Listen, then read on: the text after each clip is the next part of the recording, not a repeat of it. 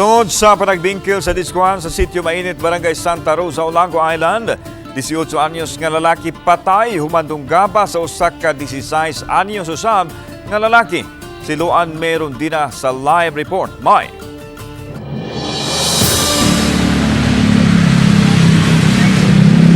Lan nadangat paunta sa Tambalanan ang biktimang si John Paul Dungo, grade 11 student. Apan human sa pipila ka oras, nakabsan gayud kini sa kinabuhi.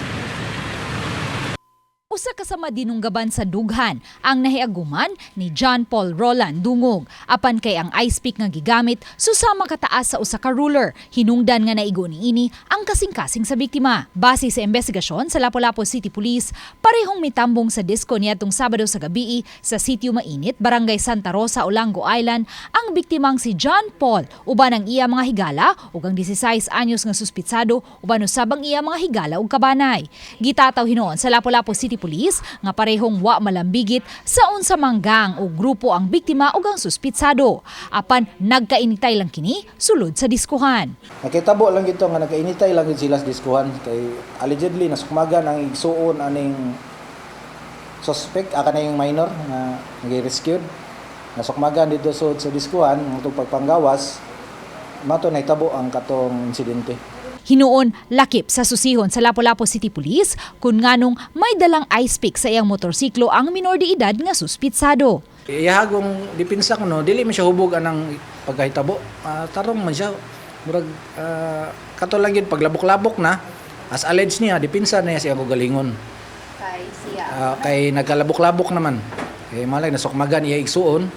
Moto pagawas dito na nagkalabok-labok niya nang kakawa siya sa ice pick sa iyang motor. Dugang sa Lapu-Lapu City Police nga higpit man ang ilang pagpatuman sa curfew sa mga minor de edad bisan kun may fiesta sa naasoing sitio ni anang adlaw.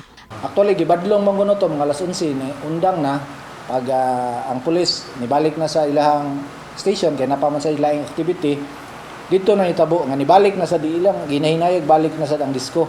Wa na kabantay ang kapulisan nato sa Olango na ni balik dig disco nga nag-inom sila dito sa sod matong nanay bikil sa sod lapas na alauna. That's our marching order from our newly elected barangay captains to implement this curfew ordinance. So mo nigi paygayon mo na ang naitabo niadtong sa isla isolated case lang to.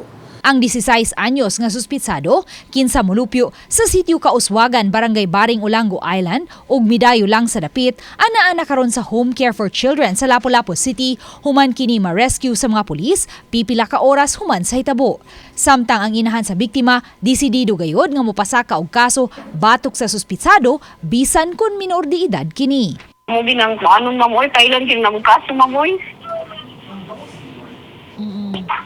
Ako gina siya pailog mo kay ngano mo matay akong anak mo mo tungod niya niya usara akong laki ma'am.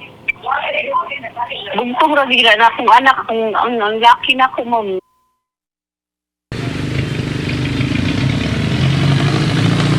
Langi paabot pa sa Lapu-Lapu City Police ang certification gikan sa DSWD kung ang naasoing minor de edad mihimo ba sa maong salaod with discernment o wala. Kay kini ang magsilbing basihan sa kasong homicide nga ipasaka bato kaniya. Samtang karong adlaw gikatakdang ipaubos sa autopsy ang patayng lawas sa biktima.